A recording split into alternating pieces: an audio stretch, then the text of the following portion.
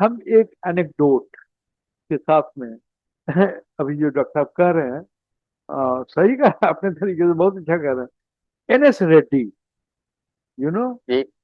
नेल्लूरी सुबर। Subba Reddy, he is no more today. I met him at his residence in Hyderabad, and it was P. Venkata Rao who took me there because I wanted to meet him, so he took me there. I met him, I have the photograph also with him. N. Subba Reddy. Well, in Utkal University, sometime in 2012, there was an international seminar. I was also participating there. N.S. Reddy was also invited. And whatever the theme of the seminar was, exactly I can't recall, but it was also concerned with and postmodernism. It was written in the theme. N.S. Reddy was an old man. He started very lean and thin, straight, about postmodernism. What he said is unique, and you laugh at it. He said postmodernism. Yes, I in his um, words, I may not be able to repeat, but the same thing I'm seeing in my own. What he said was, you go to America as an anthropologist and deliver a lecture that now the time that man has to walk by head and think by feet. Now is the time. No wonder you will get a post of to teach postmodernism. So his concept was कि post modernism को इतना गाली बकते थे, समय आ गया है कि अब मनुष्य को माथे से चलना चाहिए, अब पैर से सोचना चाहिए. This type of thing also about anti post modernism के बारे में कहा गया है. यही सब हमको फोर्स किया कि हम सोचे भाई what is the middle path. Online बच्चों को एनी क्वेरी, एनी क्वेश्चन, या एनी या कमेंट? या स्पीक लाउड. माइक ले लो। अरे हमरा कान में है ना, तो कुछ. हाँ, यस. जिस भी एपिस्टेमोलॉजिकल क्वेश्चंस को लेकर के पोस्ट मॉडर्निज्म स्टार्ट करता है या फिर काउंटर करता है सारे मॉडर्निस्ट थ्योरी को, ऑलमोस्ट सारे के सारे एपिस्टेमोलॉजिकल क्वेश्चंस ज्यादा साइंटिफिक है than all the methods of postmodernist. And in some way this is out of curiosity of anthropology, may not be related to civil services examination, but sir, sare ke sare modernist, it feels like they are in a desperate need of validating or making themselves more scientific, sounding more scientific. For example, functionalist till 50s 1920 से 50 से लेकर के सारे जितने भी functionalist थे, structural functionalist थे, या फिर we talk about culture ecology, everything culture ecology, हम लोग जूलियन स्टीवर्ट या फिर लेस्ली वाइट किसी की भी बात कर रहे हैं, all the professors they they study in a kind shows ki they have a good comprehension of the things that they are talking about, Good comprehensive of the things that they are talking about, that particular tribe, particular culture, or the environment, everything, which is, if we think from what the arguments presented by postmodernist is not accurate. Like nobody can in its full whole understand a particular tribe, culture, environment, that is scientifically or to be very true not possible. So is it, so my question now, it starts now, is it that because of the need of an administrative need, ki we need to do welfare of those particular tribe, so we need to analyze, and thereafter we need to like accept some of the criticism of modernist, that is why we are still going along with the modernist theory? That's the reason. Otherwise, in all other senses, if someone talks about purely literature and purely academic sense, then in all the dimensions, postmodernism presents a very good argument, very scientific logics. So I want to like have your opinion or on this. Ki, is it the administrative angle that is compelling us still to be giving more importance to modernist, apart from like even though they have a lot of lacuna? हाँ, जो मैं समझा, whatever I understood your question, you have mixed a lot of things, or but you have raised a good question. हम यहाँ tribe या cast या community जिसका भी स्टडी करने की बात कर रहे हैं, जो और administration, the moment the administration come, तो फिर एकेडमिक पार्ट तो छूट जाता है, because administration every year crores and crores of rupees are spent by the government for the study of development or something like that. Even now, Professor Soman showed me his copy that he's been writing a book that how to, I mean, concerned with development and all this. But you have not mentioned about one thing, bureaucracy.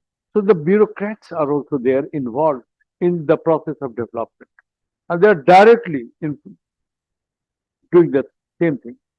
So what is the opinion of the bureaucrats and what is the opinion of the anthropologists? There is always a difference.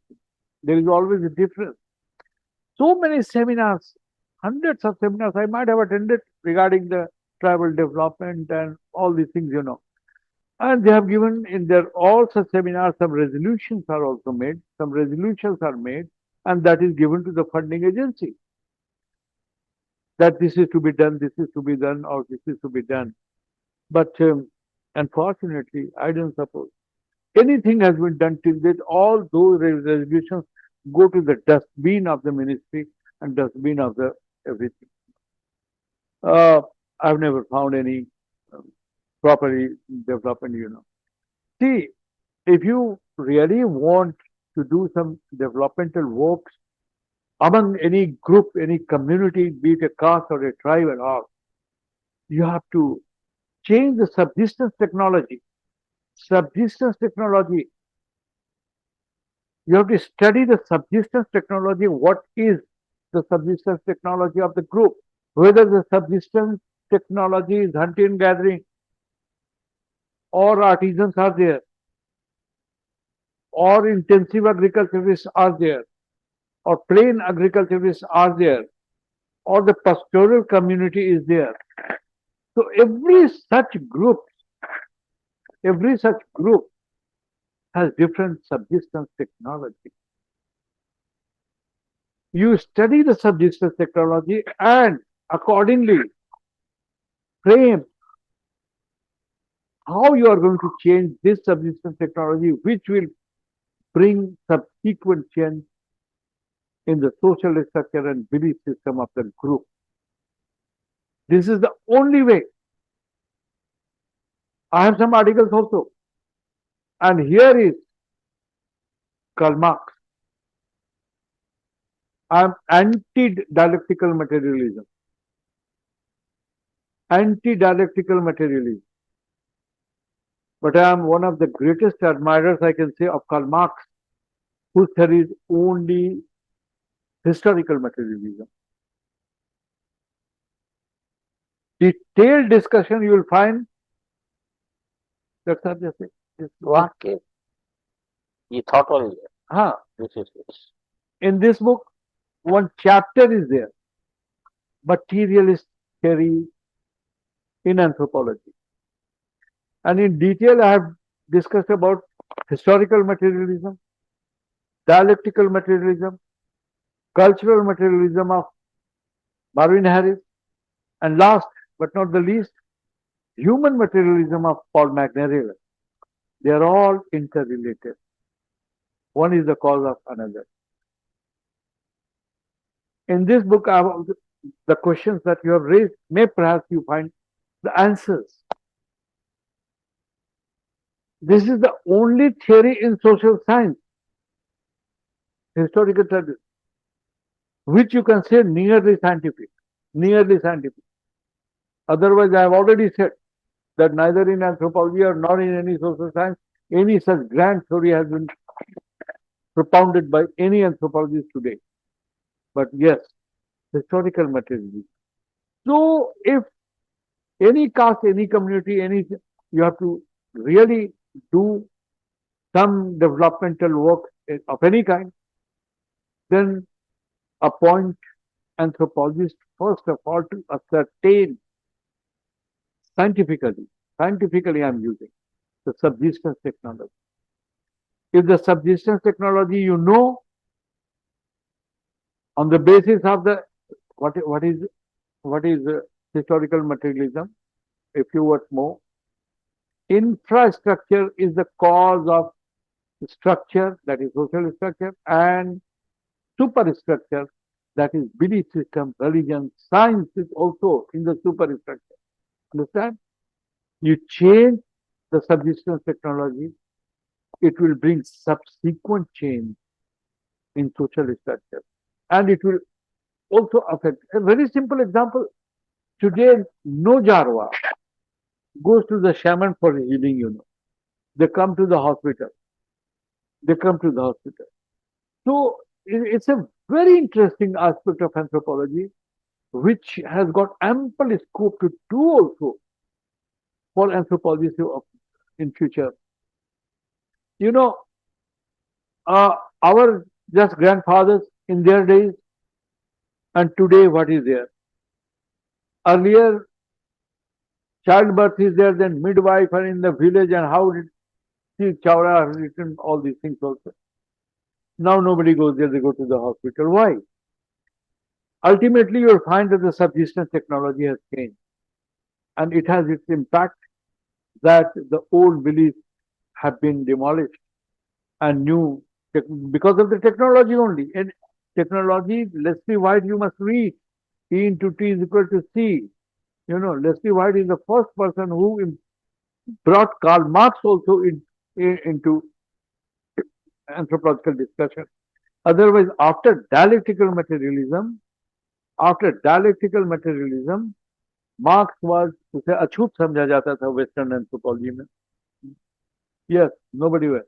Because dialectical materialism promotes you, it takes you to take active in politics, you know. बहुत discussion इस पर अलग से materialist पर हो सकता है. तो infrastructure is the cause of structure and super structure, सबका अलग अलग है. Marx का only historical materialism, that is mode of production, that means subsistence technology, mind it. Dialectical materialism, mode of production and relation with production. Marvin Harris, mode of production common है सबका, उसका mode of reproduction second. And Paul Magnarella का first same mode of production, that is infrastructure is the cause of structure and superstructure. Then human materialism में वो फिर different कर जाता है उसके बाद. These things are there, you know. तो ये बहुत अच्छा बड़ा फर्टाइल एरिया है जहाँ की अगर इसके व्यू पॉइंट से अगर हम सबजिस्टेंस टेक्नोलॉजी को लेके किसी भी कम्युनिटी का अगर हम अच्छी तरह से अध्ययन करते हैं, अच्छी तरह तो साइंटिफिक भी होगा, यूजफुल भी होगा, एप्लीकेबल भी होगा.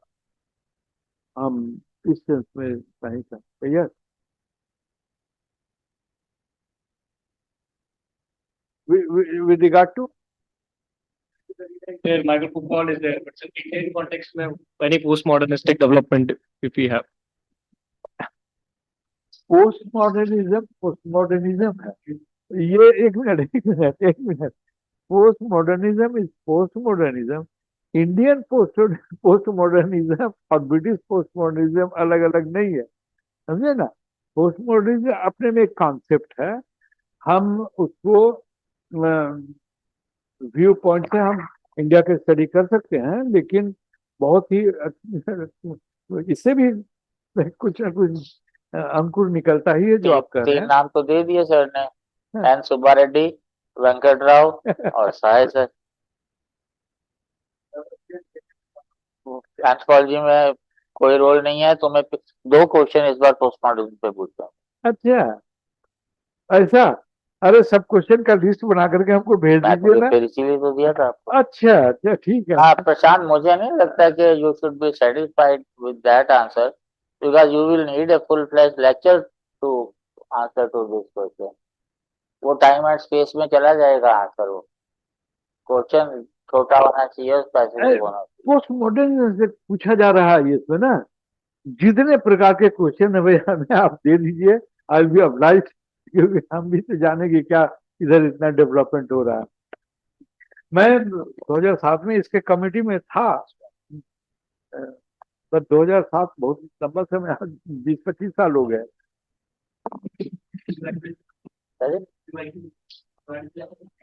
इसी बार आया, उससे पहले it was not a popular one.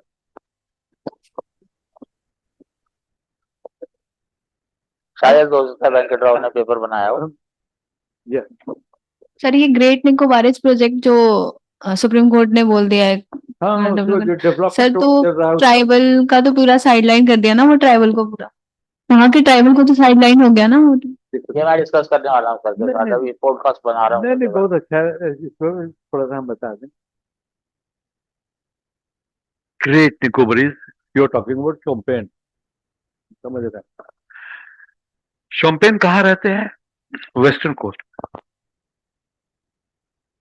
Galathea river है, और गलाथिया रिवर के उस पार रहते हैं शोम्पेन, उस एरिया में।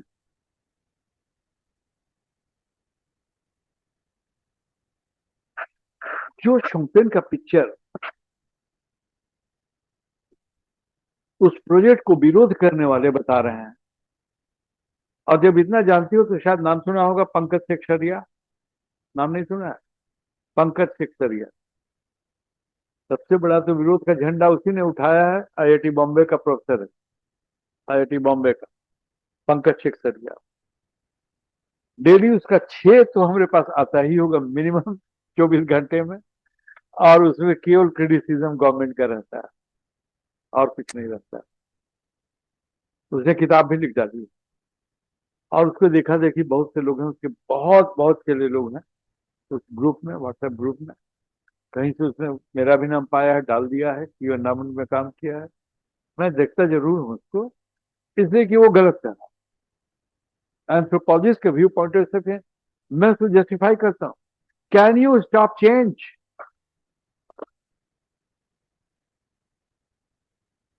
जिस तरीके से टेक्नोलॉजी हमारा आगे जा रहा है, the way it's been vertically going today, दुनिया का कोई भी अछूता नहीं रह जाएगा। हम लाख कोशिश करेंगे, they will be expose to the technology. अभी कौन है? सेंटिनलीज है आपको। सेंटिनलीज को गवर्नमेंट उसके 5 एरिया, जो किलोमीटर का एरिया है, उस वाटर में मिलिट्री भी नहीं जा सकता है, इतना स्ट्रिक्ट हो गया है गवर्नमेंट। क्योंकि वो चाव वगैरह का केस बहुत आया था, एवरीबडी नोज, मिशनरीज का जो वहाँ गॉस्पेल ऑफ द क्राइस्ट देने गया था, मारकर उसको वहीं पर अभी भी दफनाया हुआ है, और अभी हाल में भी बहुत से लोग पकड़े गए हैं। So that is undoubtedly we can say कि one of the most uncontacted people on earth का एक एग्जाम्पल है सेंटिनलीज। लेकिन मैं एज एन एंथ्रोपोलॉजिस्ट कर रहा हूँ, how long you are going to stop? No, अरे भैया अंडमानी, जारवा, सेंटिन और जितने भी हैं, सबको sooner or later they came into the contact with the so called civilized people, so called, again under quote। कोई इसको सैवेज समझता था, कोई कुछ समझता, ऑल दिस। तो शोम्पेन मुश्किल से 175 से 275 लोग बचे हुए हैं, और उनमें और निकोबार में कोई अंतर नहीं है। वो कोई एकदम आइसोलेटेड कम्युनिटी नहीं है लाइक सेंटिनलीज। एवरी टाइम मैं फर्स्ट शोम्पेन से मैं मिला हूं, the year was 1975। Professor VS Upadhyay was also there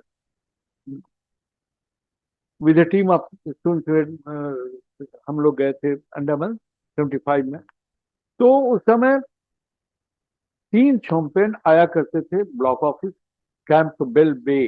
आप देखेंगे ग्रेट निकोबार में देखें कैम्बल बे, तो कैम्बल बे में आते थे और सीधा ब्लॉक जाते थे। वहां उनको गवर्नमेंट का राशन मिलता था, एवरीथिंग मिलता था लेकर के, और तंबाकू वंबाकू लेकर के चले जाते थे।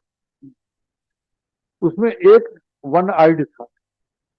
एक किताब है शोम्पेन पर, निशिकांत थोरो,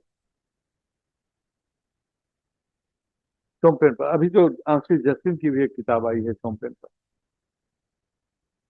थोरो हमारा स्टूडेंट था रांची यूनिवर्सिटी का। वो बताता कि सर वो 3 के बाद चौथा शोम्पेन देखे नहीं थे, क्योंकि उधर वेस्ट साइड से पैदल आना पड़ता था, नहीं आते थे, यही लोग आते थे। उसी पर मेरा किताब है। And he got PhD and he got everything, you know, that is a So different that matter. It's सवाल ये उठता है ना, you have so many islands uninhabited, development ही करनी है तो आपको डिफेंस करना है, आपको रिमोट सेंसिंग करनी है, आप वहां क्यों नहीं करते?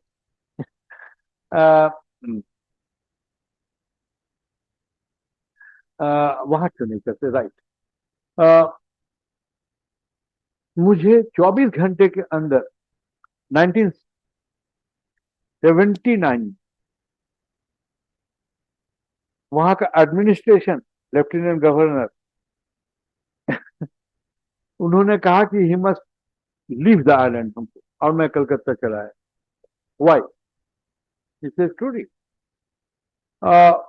यही सब इश्यू था, क्योंकि मैंने उनको, लेफ्टिनेंट गवर्नर को एडवाइस किया था। मैं विद्यार्थी जी के साथ गया था, विद्यार्थी जी लौट आया, मुझे छोड़ दिया था कि तुम्हारा अपॉइंटमेंट भी हम करा देते हैं और वेट करो। जारवा से कांटेक्ट उस समय बढ़ाया जा रहा था, हुआ नहीं था पुलिस का। तो मैंने उनको कहा कि भाई आप जारवा के पास ले जाते हैं, अंडमानीज को ले जाते हैं, and every Andamanese was opium and rum addict, every Andamanese was suffering from venereal diseases. ये तो रैकेट ब्राउन की किताब अंडमान आइलैंड्स में भी लिखा हुआ है, एंड वाई, इसका कारण था। तो इधर उनको ले जाते थे बिकॉज दोनों नेग्रिटो है। तो जारवास को अट्रैक्ट करने के लिए कि शायद इससे हमको दुश्मन न समझे, फ्रेंड समझे। मैंने कहा कि ये सब है, अगर उनसे मिक्सअप करते हैं, you know, because Jarawas lived, survived because they were hostile उन दिनों तक। अब तो नहीं, अब हॉस्टाइल नहीं। तो उन दिनों तक ये था कि Jarawas survived because they were hostile, and the day they became docile, अंडमानी साफ हो गया, अंगमा ओंगे वो एकदम इंडोलेंट हो गया गवर्नमेंट डोल्स के कारण। तो what you are you not afraid कि the disease may, I mean, be infected to the Jarvas? वो मिलिट्री का आदमी था, आर्मी का था, ब्रिगेडियर था, लेफ्टिनेंट गवर्नर बना दिया गया था। वो, उसको बातें बिल्कुल अच्छी नहीं लगी। एडमिनिस्ट्रेटर्स होते हैं भाई। उसने कहा no no, we don't want to meddle in our affairs, anthropologist not. खैर, इस पर मैंने एक आर्टिकल लिखा था, tussle between anthropologist and administration. When it came out, I was told to leave the island, you know, because that was against the administration. So these things are there, लेकिन I tell you, दुनिया का ऐसा हो ही नहीं सकता है। अभी कुछ साल पहले तक लोग पेजर यूज करते थे ना, और किसी के पास है, हम लोग पास पेजर नहीं है। वो पता नहीं किस म्यूजियम में पड़ा हो। इलेक्ट्रॉनिक वॉइस टाइपराइटर एक समय आया, बड़ी अच्छा लगता था, थीसिस में उसका टाइप किया हुआ, यू नो, वो भी पता नहीं किस म्यूजियम में। और वो जो रेमिंगटन टाइपराइटर था, अभी भी कहीं कोर्ट कचहरी में एक आध बुजुर्ग लोग लेकर अभी भी कुछ अपना रिपोर्ट बना। तो टेक्नोलॉजी का चेंज होता है तो पीछे की टेक्नोलॉजी छूटती चली जाती है। और देखिए, French revolution, sorry French revolution, James Watt, steam engine, railway scheme है। वहां से जो लेस्ली वाइट की किताब इवोल्यूशन ऑफ कल्चर में ये ग्राफ पढ़ ली, ये जो मैं बता रहा हूँ, दिया हुआ है न्यूज, ये डायग्राम के साथ में दिया कि अगर ह्यूमन बीइंग के एग्जिस्टेंस का पता हम लोगों को कितना से पड़ा है? प्लास्टोसीन पीरियड से। कैसे पता है? Because of the stone tools and bone tools etcetera what ever it is. तो प्लास्टोसीन पीरियड जो millions and millions of years बीत चुके हैं से लेकर आज 2025 तक के अगर 100 डेज में हम बांट लें, ये मैं अपनी बात नहीं कर रहा हूँ, लेस्ली वाइट की किताब से बात कर रहा हूँ, एवोल्यूशन ऑफ कल्चर। तो कहता है कि 97 डेज हम गैदरिंग एंड हंटिंग में ही थे। उसका ग्राफ बनाएंगे तो एकदम स्लांटिंग जाएगा, बिल्कुल हॉरिजॉन्टल जाएगा, टाइम बार से इतना सा ऊपर जाएगा, हॉरिजॉन्टल एकदम। 12,000 ईयर्स बैक हमको मिलना शुरू होता है न्यूलिथिक एविडेंसेस। किताब में पढ़े आप, ठीक है, भट्टाचार्य का किताब सब पढ़े। तो वो न्यूलिथिक रिवोल्यूशन में क्या हुआ? Man from gathering hunting became food producer, production हुआ। ओके, वो चेंज लाया, सब चीज पर चेंज लाया, एवरीथिंग पर, पूरे ह्यूमन सिविलाइजेशन में चेंज लाया, हर एस्पेक्ट पर। हम हर एस्पेक्ट को भी एक्सप्लेन कर सकते हैं। और ग्राफ थोड़ा सा ऊपर जाना शुरू किया, और उसके बाद 1789 या 1770 कुछ आता है, देख लीजिएगा, जेम्स वाट इंजन। जब स्टीम इंजन हुआ, बहुत बड़ा टेक्नोलॉजिकल चेंज आया, न्यू सोर्स ऑफ एनर्जी मिला। अभी तक मसल पावर से सब चल रहा था, एयर से चल रहा था। जितने शिप जाते थे उन दिनों, सब वो पाल वाला जहाज कहलाते थे, खोल दिया इधर से, तो इससे चलता था। New source of energy was discovered. आपको पता है, कार और ये भी, बस भी स्टीम से चलता था, कोयले जब डाले जाते थे। वो एरा हम भी देखे नहीं है, लेकिन जानते हैं अच्छी तरीके से। ट्रेन, एंड फिर स्टीम इंजन, और उसके बाद से ग्राफ वर्टिकल ऊपर जाना शुरू किया है। और आज के डेट पे still it is going and we don't know. अभी मैं निकोबार में था, मेरे पास कोई टेलीफोन क्या, कोई था ही, सोच भी नहीं सकता था। मैं तो पहली टेलीफोन मोबाइल में लिया 2004 में, मुझे याद है। और मैं 1974 75 74 75 में फीड कर रहा था। तो टेक्नोलॉजी जो भागता है और वो चेंज लाता है। आने वाले समय में 100 ईयर्स के बाद में क्या होगा, we don't know. We are exploring the cosmos now. But anyway, इसको जानना बहुत जरूरी है। उससे कोई ऐसा अछूता नहीं रहेगा, कोई भी दुनिया का। तो थोड़ा बहुत सबको प्रभाव डालेगा, ये डालना ही है। इसे शोम्पेन को ये कहना कि भाई उसके कल्चर को खत्म कर रहा है, ये सब बकवास बात है, बिल्कुल बकवास बात है। आप इसको रोक नहीं सकते। हाँ, स्ट्रेटेजिक पॉइंट ऑफ व्यू से जो अंडमान की बात आपने कहा, ये बात जरूर, हम डॉक्टर साहब, हम शायद पहली बार भी आए थे तो शायद हमने कहा था कि one of the books I have been thinking to write Himalayan blunders in Andaman. और उसमें बहुत सारे ब्लंडर्स में एक ये भी है। मैंने उनसे कहा भी था कि भाई आप जो कैम्बेल बे में आप बता दिए सिख लोगों को, कैम्बेल बे में आर्मी लोगों को, तो आर्मी को ही आप रखिए, बाहर के लोगों से नहीं, तो वो स्ट्रेटजी का पॉइंट होगा। लेकिन आज जिस तरीके से इंडियन ओशन में जियो पॉलिटिक्स चल रहा है, खासतौर से चाइना का एंट्री है, इस पॉइंट ऑफ चाइना के एंट्री होना, और बहुत ज्यादा एंट्री हो चुका ऑलरेडी, उधर मेडागास्कर में, कौन आए, अमेरिका का डियागो गार्सिया में, इत्यादि इत्यादि। तो उस हालत में हिंदुस्तान को भी सोचना पड़ेगा और उसको यूटिलाइज करनी पड़ेगी। मात्र 150 आदमी को in the name of their culture change हो जाएगा और उनको बर्बाद हो जाएगा, उनका belief and ritual and all this rubbish things, वो तो चेंज होना ही होना है।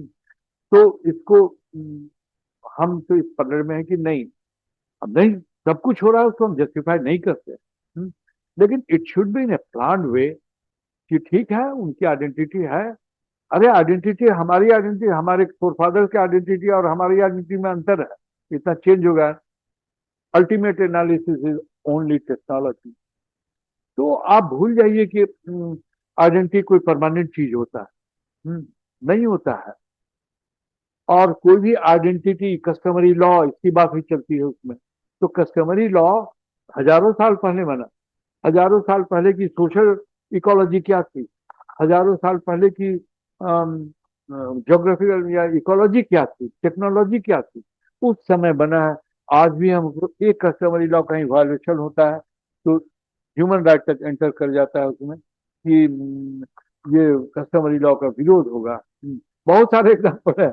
मुंडा के साथ में भी, मुंडा में मैं काम किया हूँ, कि customary law must be change because now उस समय की सामाजिक परिस्थिति की और सब कुछ परिस्थिति, एवरीथिंग वाज डिफरेंट।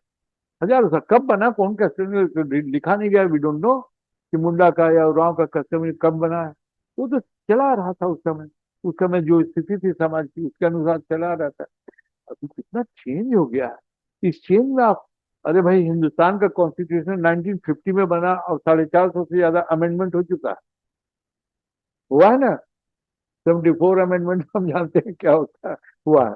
तो जब हम कॉन्स्टिट्यूशन बना है और उसमें हम इतने अमेंडमेंट लाते हैं और अभी लाएंगे भी आने वाले समय में, तो कस्टमरी लॉ जो अनरिटन है, और क्यों हम लाते हैं, according to the need, according to the need. तो वो नीड नहीं है। हजारों साल पहले जब कस्टमरी लॉ था तो क्या था, कम्युनल प्रॉपर्टी था। प्रॉपर्टी पूरे कम्युनिटी का समझा जाता था। प्राइवेट प्रॉपर्टी का कॉन्सेप्ट नहीं था। प्राइवेट प्रॉपर्टी का कॉन्सेप्ट नहीं था। वो प्राइवेट प्रॉपर्टी का कॉन्सेप्ट तो ब्रिटिश के आने के बाद हुआ, जब सर्वे होना शुरू हुआ और उन्होंने कहा कि ये खेत ये जोतता है तो ये इसका है, इसका इसका है। तो जितने ट्राइबल रिवोल्ट्स हुए हैं, माइंड इट, आप ट्राइबल रिवोल्ट पर आता होगा आपको क्वेश्चन। तो जितने भी थे, हमने उस किताब में भी लिखा है कि वो सब लोग आजकल उसको सबको जोड़ देते हैं वॉर ऑफ इंडिपेंडेंस से और फ्रीडम फाइटर से। That is exaggeration by the historians. No, that was the clash between the concept of property of the British, which believed in individual property, and the community which believed in communal property. ये कारण था, और कोई कारण नहीं था। तो ये सब बहुत सारी ऐसी चीजें हैं जो हम लोग Sir, बात I करते have a question. हैं। Hello, am I audible? ओह मैं यस, स्क्रीन से बोल रही हूँ पर गुड आफ्टरनून सर। सर मेरा क्वेश्चन था कि why are we so like in anthropology why are we so obsessed with the concept of कि मैंने मतलब जो भी एंथ्रोपोलॉजिस्ट फील्ड स्टडी करने जाते हैं कि मैंने ये ऑब्जर्व किया या इन्होंने ये बोला, ये पूरा नहीं बोलेंगे जो मतलब जिनकी हम स्टडी कर रहे हैं ये झूठ बोल रहे हैं। द पॉइंट इज कि हमारा काम है एज एन एंथ्रोपोलॉजिस्ट कि हम एक लिंक है, मतलब जो हमारा ओरिजिनल काम था हम एक लिंक थे कि ट्राइबल जो बातें हैं वो हम समझते हैं उनके कॉन्सेप्ट्स, और हम एडमिनिस्ट्रेशन की भी बातें समझते हैं और हम एक लिंक की तरह काम कर पाए। पर हम इस चीज में ज्यादा नहीं फंस गए with modernism and post modernism theories की पहले जो बोला था वो गलत है, अभी जो बोला सही है, हम जो बोल रहे हैं सही है, तुम वो। द पॉइंट इज कि एंथ्रोपोलॉजी का जो मेन ऑब्जेक्टिव था कि हम एडमिनिस्ट्रेशन के लिए भी बेहतरी कर पाए ताकि हम उन्हें समझ पाए, एट द सेम टाइम लोगों को ऐसा न लगे कि ये एक न्यू कॉलोनियलिज्म है कि पहले कॉलोनियल लोग आकर उन पर ज्यादती करते थे, अब इंडिपेंडेंस के बाद जो है कंट्री, जो डेमोक्रेटिक कंट्री है वो भी उनकी चीजें छीनने लगी। ऑब्वियसली कस्टमरी लॉज जो हैं वो विद सोसाइटी ही अपग्रेड करते हैं। हमारा मेन काम है कि हम उनका जो अगर बेसिक या सबसिस्टेंस या बिलो पार जो लेवल है उसको थोड़ा ऊपर ला पाए। हम एज ए सब्जेक्ट इटसेल्फ कहीं और नहीं जा रहे हैं, बस एक दूसरे की बुराई करने के लिए, एक दूसरे के एंथ्रोपोलॉजिस्ट की ही बुराई करने के लिए कि मतलब मेरी जो थियोरी और अप्रोच है वो ज्यादा बेटर है, नहीं तुम्हारी। जैसे मॉडर्निज्म आया था तो पहले की थ्योरी के अपोजिट आया था कि कॉलोनियलिज्म को सपोर्ट करता था एंथ्रोपोलॉजी, इसलिए हम उन्हें समझने के लिए तो हमने बोला कि नहीं नहीं ये मॉडर्निज्म लेकर आ रहा है। पोस्ट मॉडर्निज्म सिर्फ और सिर्फ मॉडर्निज्म को अपोज करने के लिए आ गया है, बट उसका भी कोई एज सच ऑब्जेक्टिव नहीं है। वो मतलब वो ऑटो एथनोग्राफी ज्यादा हो गया है कि अब मैं यही सोचूंगा कि मैं क्या सोच रहा था, बट द पॉइंट इज कि इसका पॉइंट क्या है कि तुम क्या सोच रहे थे। इट्स नॉट सॉरी मतलब आप क्या सोच रहे थे as an anthropologist, but it's not serving the actual purpose of anthropology. तो दैट्स माय क्वेश्चन कि हम पूरा ही एंथ्रोपोलॉजी एज अ सब्जेक्ट भटक नहीं रहे क्या ऑब्जेक्टिव से इन्हीं चीजों में फंस कर। I hope I am able to convey. हाँ ब्रीफ में जवाब देते हैं, बहुत ब्रीफ में। हाँ अब पहले तो मैं सोचा आकाशवाणी हो रही है, कहाँ से आवाज आ रही है, मुझे नहीं पता इतने लोग भी देख रहे हैं। ये तो हम देख रहे थे लेकिन समझ में नहीं आ रहा था, but anyway thank you very much. 18वीं शताब्दी में एंथ्रोपोलॉजी का कोई डेफिनेशन नहीं था। किसे एंथ्रोपोलॉजिस्ट कहते थे? Under quote, anthropologist were those who made gossip about themselves, जो अपने बारे में गप्पे हाँका करते हैं। कहते थे क्यों? उसका कारण था, there was no definition of anthropology. Instead, people defined anthropologists and sarcastically, व्यंग्य के रूप में, they said anthropologists are those who make gossip about themselves. क्योंकि जब huge amount of during the colonial period missionaries and colonial administrators के द्वारा बहुत किताब लिखे गए, दोनों के अपने अपने अल्टीरियर मोटिव थे, जिस कारण दोनों ने किताब लिखी, एडमिनिस्ट्रेटर्स भी एंड मिशनरीज भी, and huge amount of that literature which was in those days known as savage literature, this had accumulated in Europe, and there were some like Tyler, Morgan, etc. There were some scholars, बुद्धिजीवी लोग थे, ये उनको पढ़ते थे, इनको curiosity होती थी। यहाँ से तो एंथ्रोपोलॉजी की बिगनिंग होती है। तो इन दोज डेज वो कंपेयर करते थे कि ऑस्ट्रेलिया में ऐसा है, कनाडा में ऐसा है, ऐसा क्यों है, क्या है। This is the reason, the birth of anthropology itself. Here lies the genesis of anthropology as a discipline it start generating. Okay, तो what you are saying, modernism, postmodernism, उस समय ये कहता no, the cause of one school of thought, the cause of the failure of explaining, एक का failure दूसरे को जन्म दिया।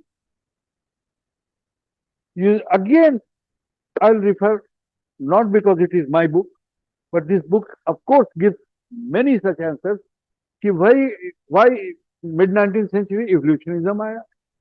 उसका कॉज था कि ये डिफरेंस क्यों है, why these differences are there, why this difference, and why the similarities are also there.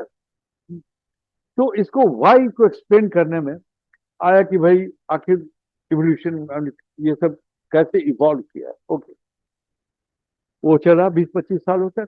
Then comes डिफ्यूजनिज्म, failure 10 point में हमने फेलियर ऑफ डिफ्यूजनिज्म को 10 पॉइंट है मुझे याद, 10 पॉइंट में कहा कि these were the reasons that the evolutionism collapsed and became defunct, out of date it became, okay, and in its place this was the reason that diffusionism came. वो भी चला, वो भी फेलियर हुआ। तब आता है वो मिड 1920s का एरा, और फिर स्ट्रक्चर फंक्शन etc.